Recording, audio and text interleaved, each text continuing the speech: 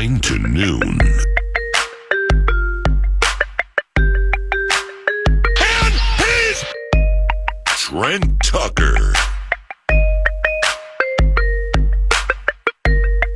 Wasn't that good?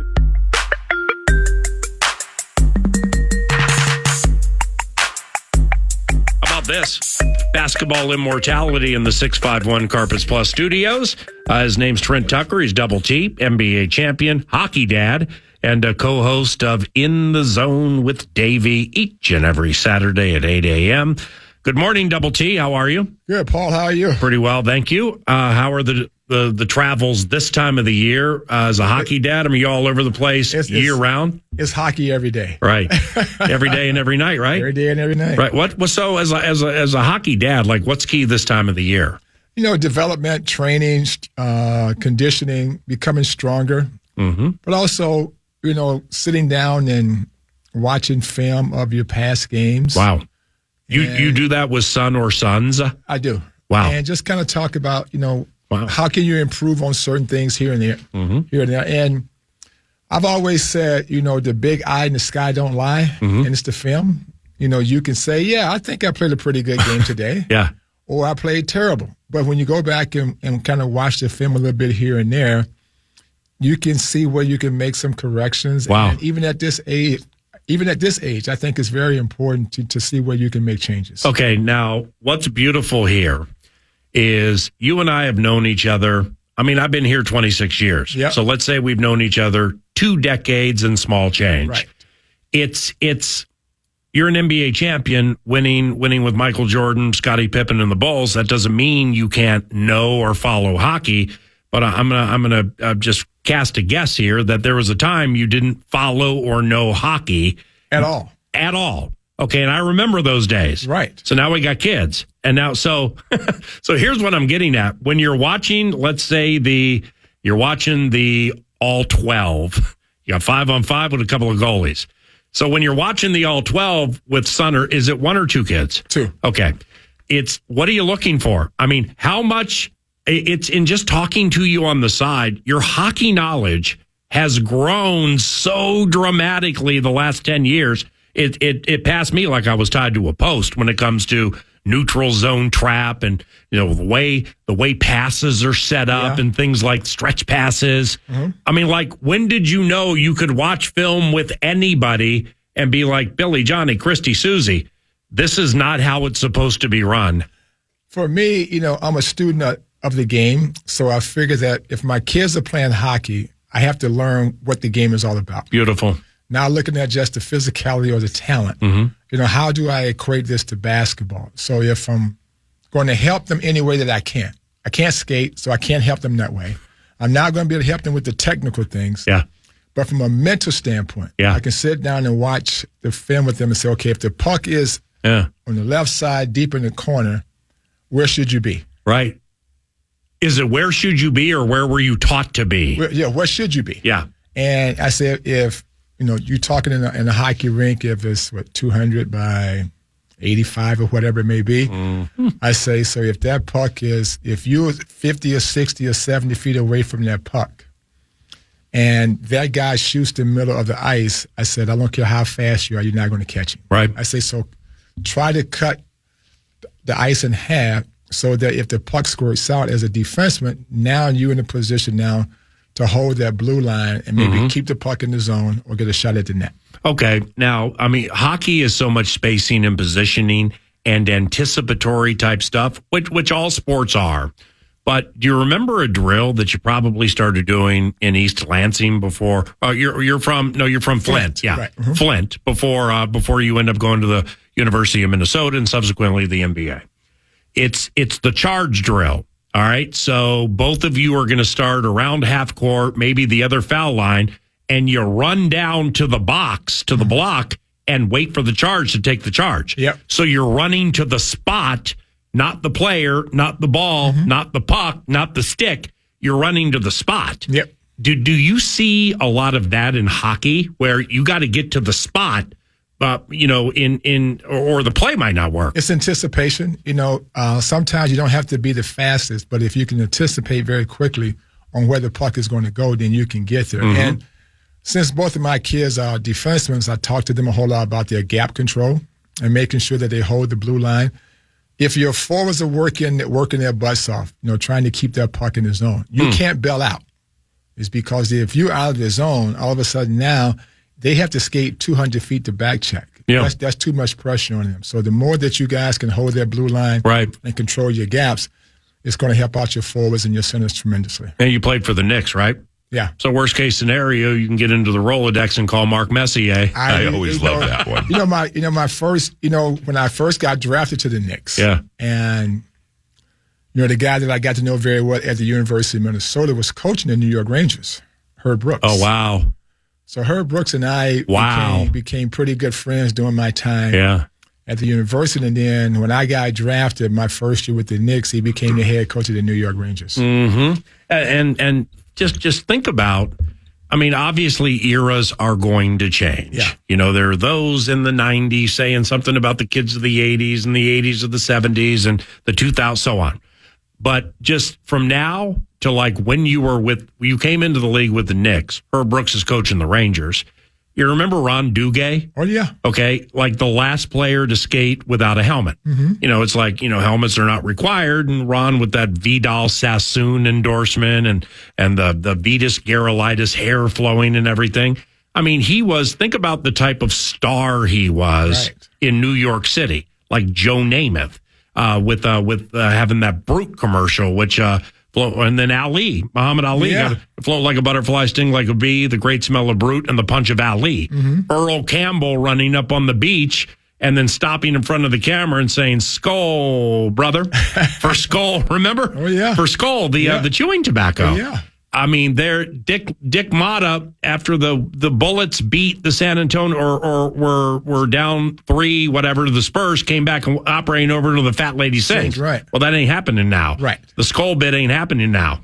The Brew commercials are gone. You see what I'm saying? It's just you were in New York in such a wonderful time for sports and it's always been a wonderful place for sports, and stars are made in the Big Apple. But what an honor, man! What a blessing to play there during that time, right? Well, as a kid growing up in the latter part of the '60s and early '70s, and not having 200 channels on TV to take a look at, right? ABC, CBS, and NBC were the only things we could look at during that time.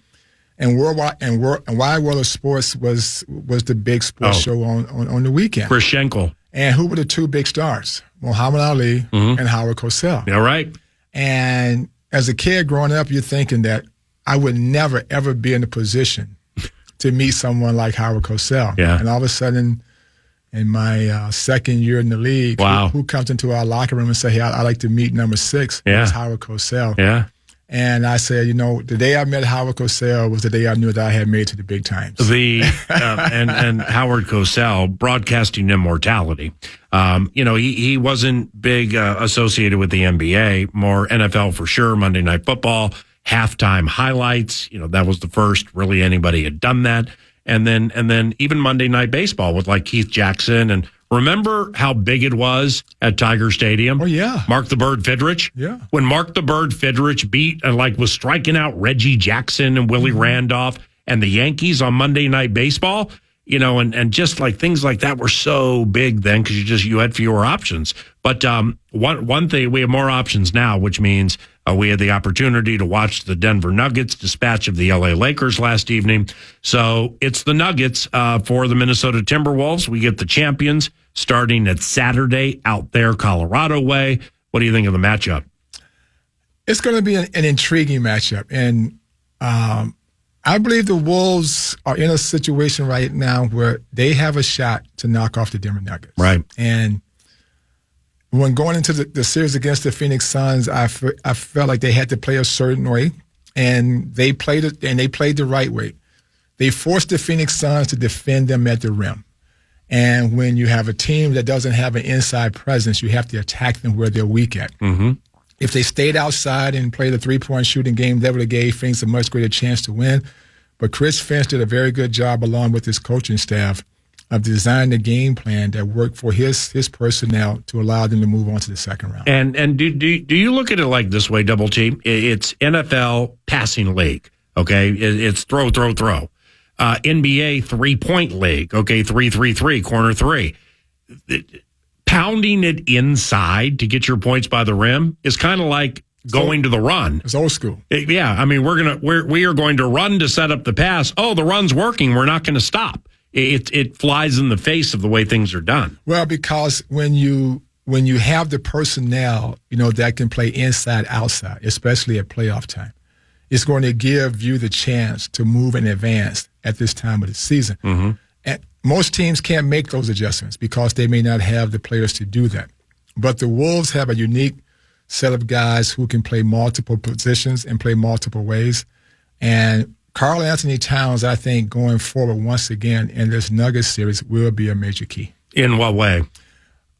He is the one guy that they may have a difficult time dealing with this inside-outside game. Right. And if he's willing to, to take that ball strong to the basket. And Denver doesn't block shots at the rim.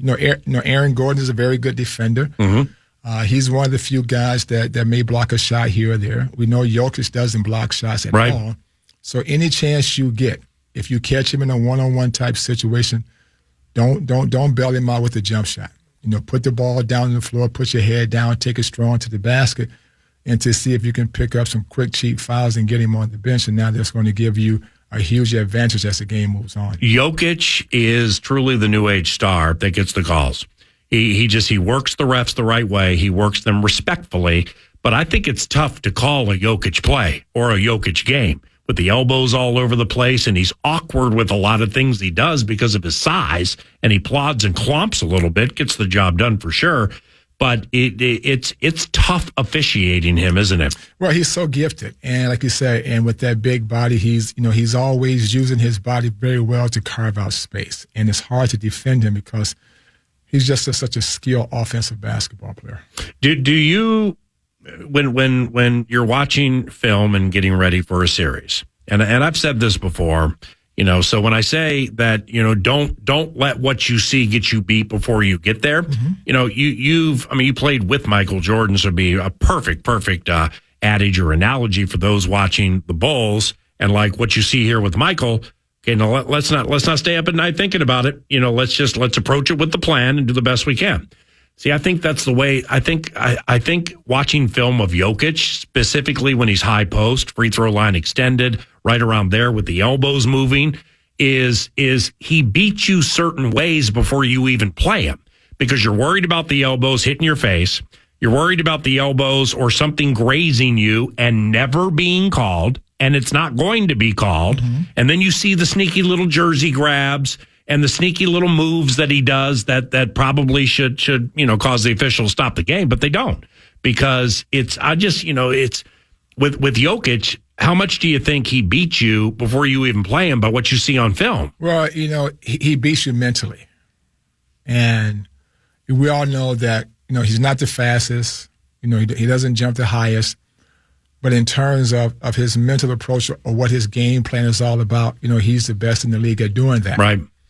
And the Wolves, I believe, will have to come up with a defensive scheme that is going to force him to be more of a passer, to find guys like, Caldwell Pope to see if they can beat you. Yeah. We all know how good Jamal Murray can be. We've seen what he was able to do to take the Lakers down. With a bad calf or groin or something. And I think every time he comes off that pick and roll with Jokic, I would trap him.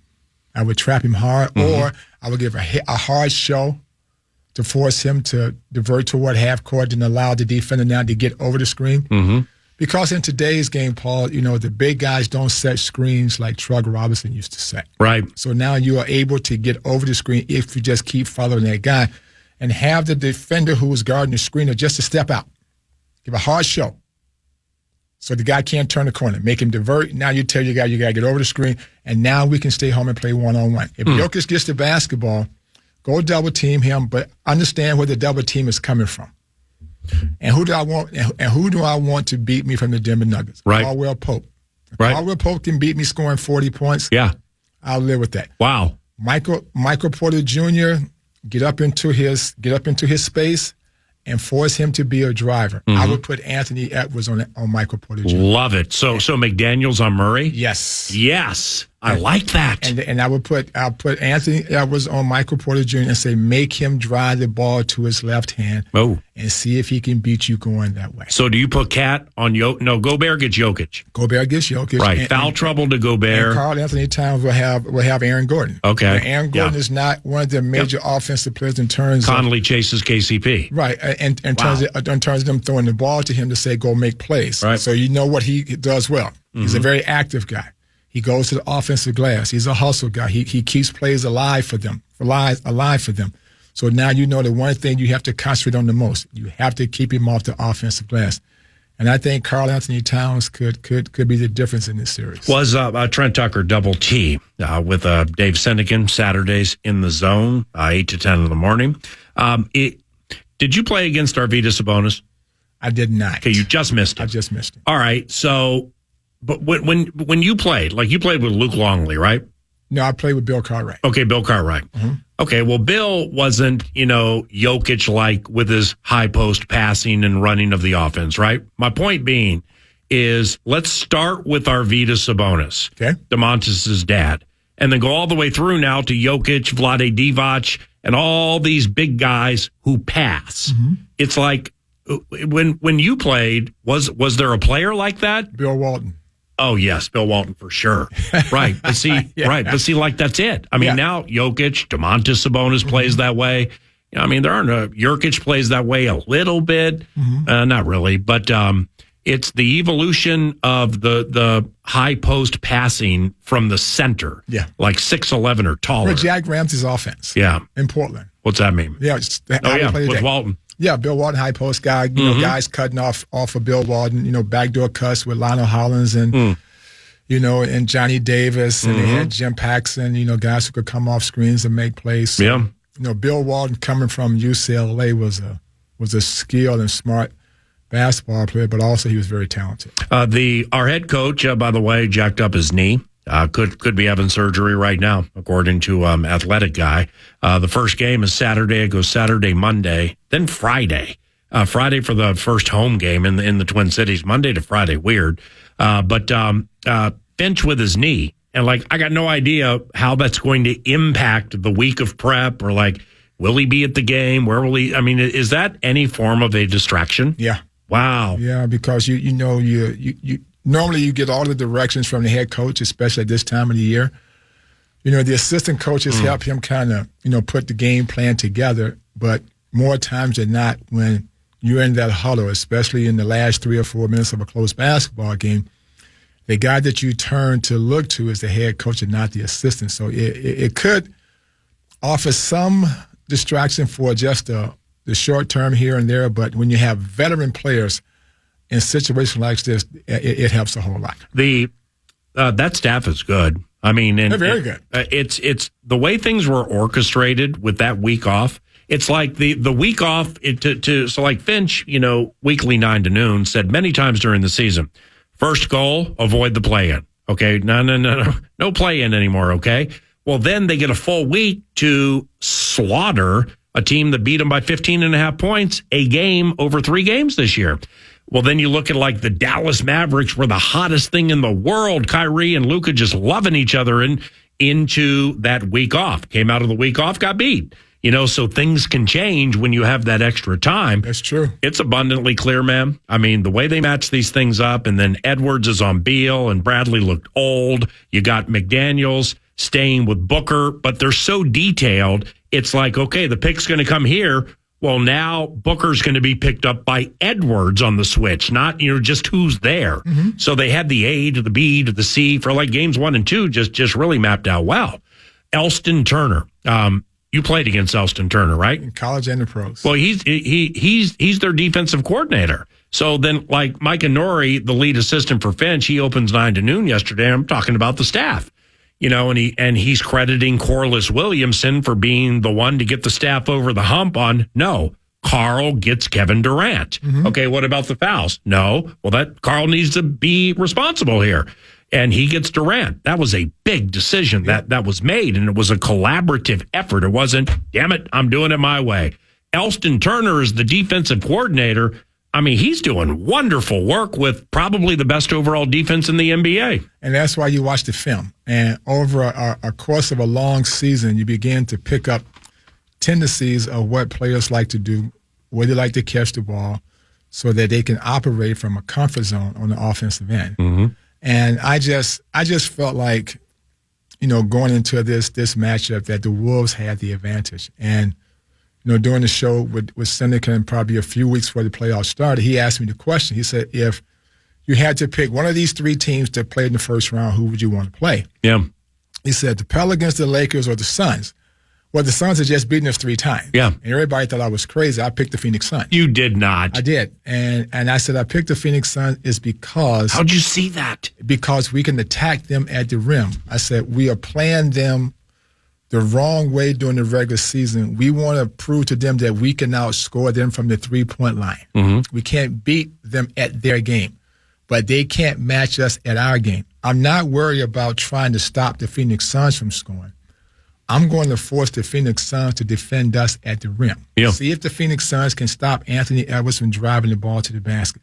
See if the Phoenix Suns can control Karl Anthony Towns if he decides to go down low and post up and use all of his wonderful talents. They don't have a shot blocker. Kevin Durant and Bradley Beal and Devin Booker would not be able to defend us going to the rim if we are willing to play that way and we have the personnel to do it. And that's why the Wolves walked away in 4. Yeah, Jokic is 20 points, 20 rebounds every single game now. I mean, his the Wolves did the best job of anybody this year against him with the passing. Like, he had a 0 assist game against the Wolves, and he had like a 2. Maximum was 7. So there's something with Elston Turner, Corliss Williamson, Micah Norrie, Chris Finch. There's something with the staff that had his assists super low. They're cutting lanes. They're doing something, so keep that in mind into the series. But other than that, his last few games, it's been 20 and 20, but 20 with the rebounds. What does one do with Nikola Jokic? What do you do with him? You force him to be a passer to their non-offensive players. Mm-hmm.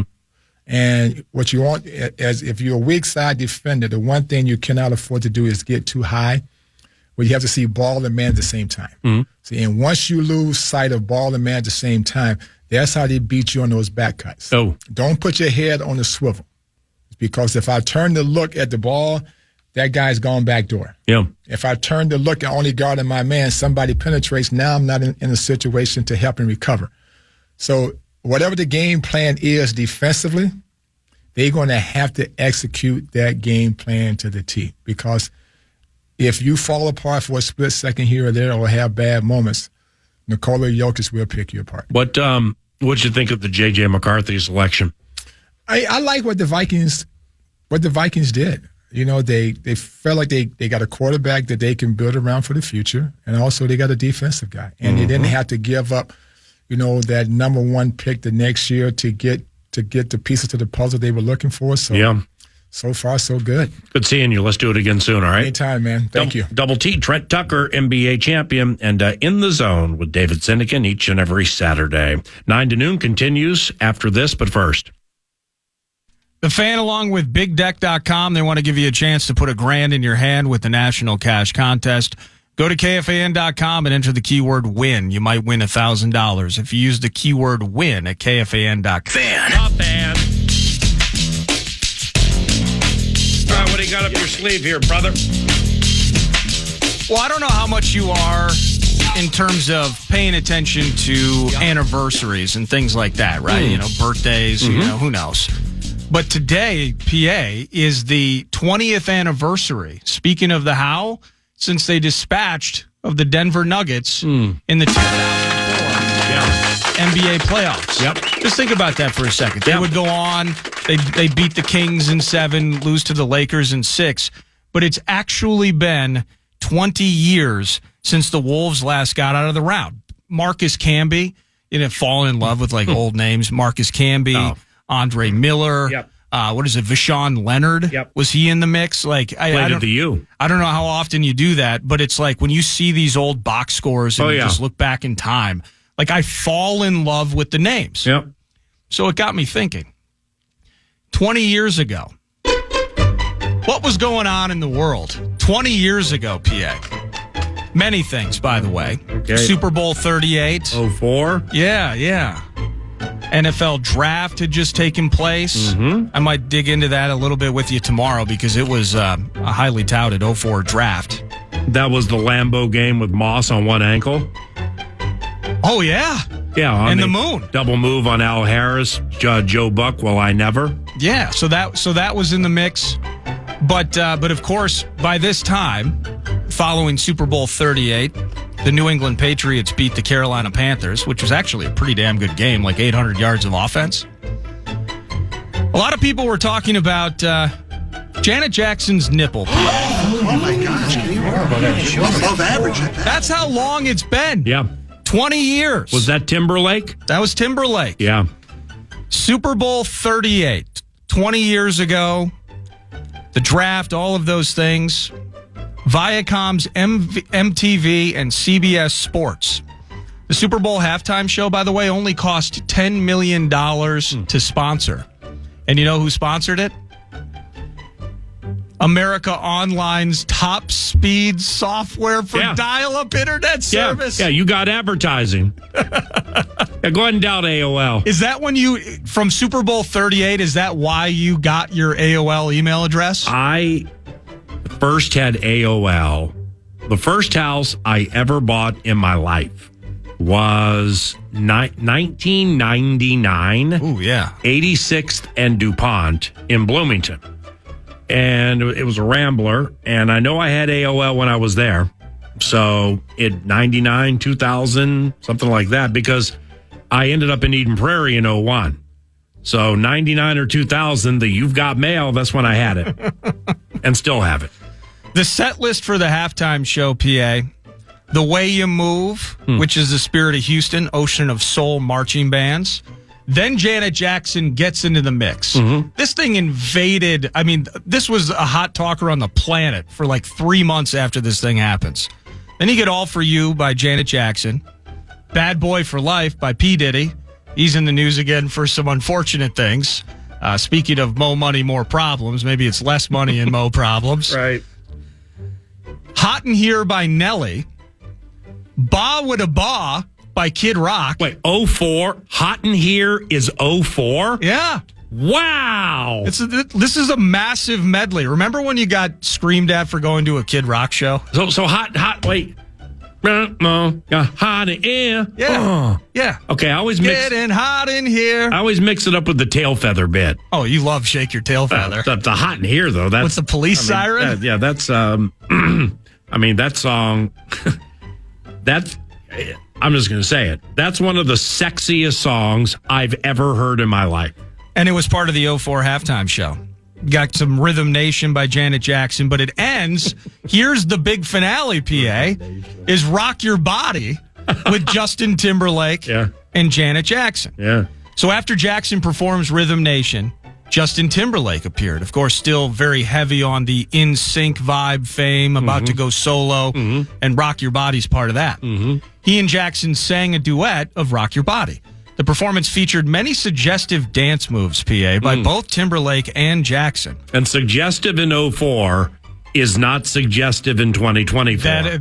That is correct. I mean, it's almost puritanical I'm about to talk about. Thank you. Compared to what happens now. But right at the big boom, it's all supposed to end. The final line in Rock Your Body, I'm gonna get you naked by the end of this song. And then I think what is it? Timbaland is like Yeah. Okay. Anyway, Timberlake, the big reveal, pulls off a part of Jackson's costume. The only problem is he pulled the whole thing off. Yeah, nipple exposure. Wardrobe malfunction. The action was too late as CBS tried to cut to an aerial view of the stadium.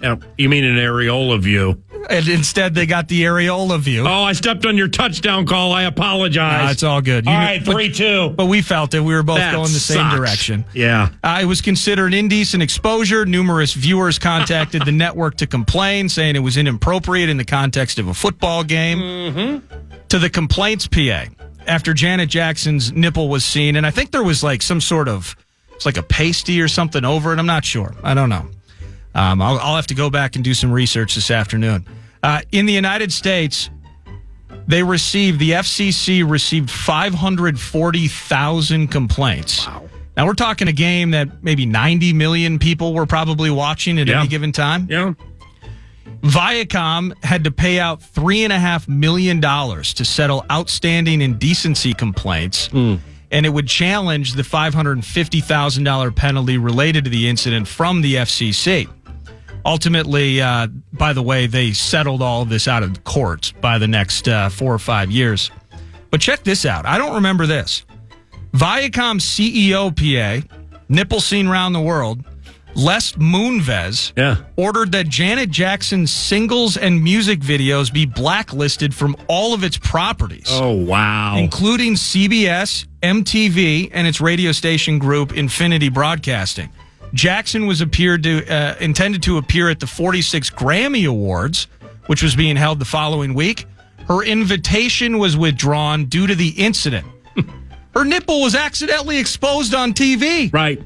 This is when she had a pasty, you said, and it probably wasn't for shirt abrasion. I think Jackson was originally scheduled to be a presenter for a tribute to Luther Vandross. She's given a tribute to Luther. Yeah. She's going to be with Celine Dion, Richard Marx, Alicia Keys.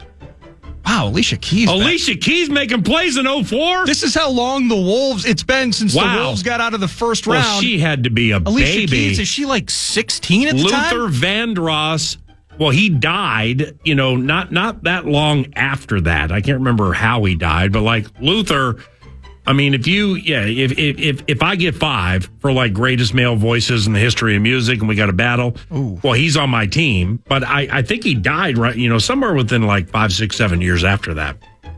Luther Vandross, absolutely an all-time 5. And they had collaborated on a song, by the way. According to People magazine, she'd been slated to speak before the accolade, but was pressured to bow out gracefully, or force being uninvited. This is all because of a nipple. Timberlake, by the way, was referred to as the Teflon Man at the 46th annual Grammys because the incident did not affect him basically at all. Media coverage overwhelmingly minimized Timberlake's role, largely mentioning him only in passing, if at all. Old people's rib hurts off the laugh. He's the one that yanked the escape door. He grabbed the eject lever. Yeah. He pulled the whole thing out. Why is Janet Jackson being blacklisted from all media opportunities she was supposed to represent? I saw it here. I had it somewhere. Keeping a woman down. She was going to be in a movie. Keeping a woman down. She was going to be in a movie. Right. She had to resign from the role simply because her nipple just happened to pop out during the Super Bowl. And it wasn't even her fault, and she had a pasty not because she was concerned about shirt abrasion. And that is what the world was talking about. Wow. 20 years ago, the last time that the Minnesota Timberwolves got out of the first round. Janet Jackson's nipple. Unbelievable. But it's the 20th anniversary. That's how freaking long it's been. Yeah. AOL was still cool, and you were on the front edge of technology. Thank you. A lot has changed in 20 years, PA. As that playoff run went, Nuggets, Andre Miller. Oh, yeah. Andre Miller. There were a couple of players who were playing in the NBA at that time who, to a certain extent, I can't say dead ringer and certain extent, but to a certain extent looked like other people who were famous in the world. So, like, I'd go to the series. I was at every home game in the series. Tried to get an interview for KFAN, AM 1130 KFAN at that time. I was doing, Chad Hartman was the play-by-play voice, and so for the first round, I was doing like what Marnie or Leah B. Olson would do. Right, but I'm doing it for radio. All right. With, I got to find a way to get tickets to future rounds. I always love that one. One way or another. So I ended up being, for all of the Sacramento and the Lakers games, unless I had to call races, I ended up being in like the 5th row, straight across from the visitors' bench. Oh, sweet. That's where I first met Josh Duhamel. Okay. Josh Duhamel was the row in front of me. I had no idea who he was, but he was super big in like on a show General Hospital, I think, at that time. So I met Josh that way. But during that Nugget series, every time I would see Andre Miller, it reminded me of the same thing I would see when Steph Curry's dad, Dell, would come in for the Charlotte Hornets. It's Del Curry looked so much like Morris Day of Morris Day in the Time. Every time I see him, I'd be in the media area like, hallelujah, ooh, hallelujah. And I think I pissed Royce off one time before I even knew him. But he looked so much like Morris Day, I would say that they would play the basketball game and the team buses always would have to wait for him because he had to go over to First Avenue and bring a teammate with him to be Jerome so he could go, hallelujah. I always love that one. Andre Miller was a dead ringer for Babyface. I always love that one. Bobby Edmonds, an old school R&B act named Babyface. So they reminded me of each other. Wolves win that series. The next series, the old school Wolves fans or those who have taken time to look back at history and like that series 20 years ago, it's the way it ended. I mean, it's one of the most dramatic sporting events I've ever seen in my life. And simply because of what happened on the very last play. I can't remember what the Wolves were winning by, but I mean, we're talking Game 7, right? Game 7 at Target Center. So it was 83-80 the final, I believe. Okay, 83-80. All right, it wasn't a 3-point shot, but maybe it was. Chris Webber, who played with Vlade Divac, you had Mike Bibby, Doug Christie, Peja Stojakovic. Yeah, I mean, they were loaded. And then the Lakers, the next round, I mean, they were loaded. But Chris Webber, I thought it was the last shot of the game, and I thought the score was 1 or 2. So I can't remember if there was a foul after this or not. Chris Webber unfurled a shot. I thought free throw line extended to the right. Maybe it was a 3. And the game either was going to be tied or we were going to lose. One of the two. And that bad boy spun around the rim, around and around like a tilt-a-whirl, and then popped out. And there was jubilation, and we won the game. That, if you look at, like I haven't looked at the game log, Weber had a shot. All right, I found it right here. Right at the end, that was one of the most intense final shots I can remember, and it went our way. Oh, wow. So final timeout with 16 seconds left. Mm-hmm. Christie misses three-pointer from 24 feet, rebounded by Miller. Miller misses. Miller, sneaky good center who could pass. He misses a layup at the rim because he gets blocked by Garnett, who had a 32-21 game in Game 7. Wow. It's rebounded. Often it does no stat here. And then it's Weber with 0.2 seconds left, misses a 3-point shot. So that was a 3-point shot to tie it. It was, yeah. I'm not kidding you. If you can find video, it went around like the bit that looks like it's in. Yeah. But it spins and pops out. Like it's in the hoop. And it went around twice. Defies physics. Unbelievable. Wow. That's one of the greatest games I've ever attended in my life because of the drama. The building was unbelievable. God rest the soul of Flipnosis. 9 to noon. We'll be right back. Man. I can't wait until tomorrow.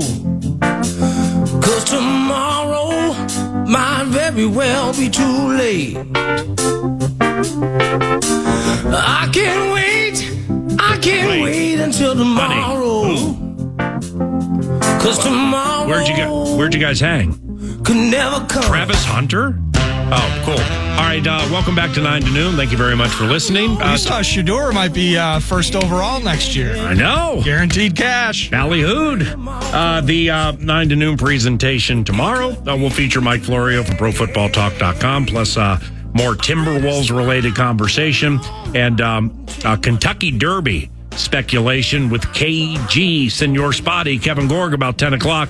Thanks for listening. I'm Paul Allen. Here comes Eric Nordquist, the con. Put a wrap on the show. Thanks to Casey's for sponsoring the 9 to noon show wraps. Not the content, just the spot. Speaking of amazing spots, it's Casey's. Get into a Casey's today. Typically, our teams find ways to run afoul. It's emotions on our sleeve, our faces in the scowls, bright lights, flop sweat. Somebody get me a towel, but it feels different now with the howl. So yeah, it's Joker, Porter Jr., and Murray.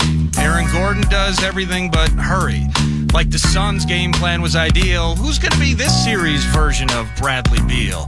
Hey, Common, why don't you take the wheel? We're done with the show. No montage for the Twins winning 8 in a row. I mean, sure, it's against the Angels and White Sox, but I've watched like 5 innings. I suppose it's tough to throw rocks like broken clocks. We're right twice a day. You won't believe the takes we have lined up in May. Cutting room floor, so much more to say. Got the dump button, thank goodness for the delay. Got to be careful with Johnny Pecker. Podcast today's Paul Allen Show, or listen back to previous show and interviews by going to the iHeartRadio app or KFAN.com.